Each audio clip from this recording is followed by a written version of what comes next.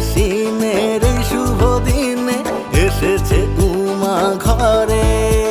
শারদ প্রাতে খুশির হাওয়াতে মনটা গিয়েছে ভরে।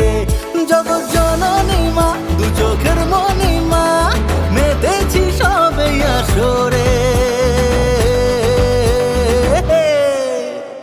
বছর পরে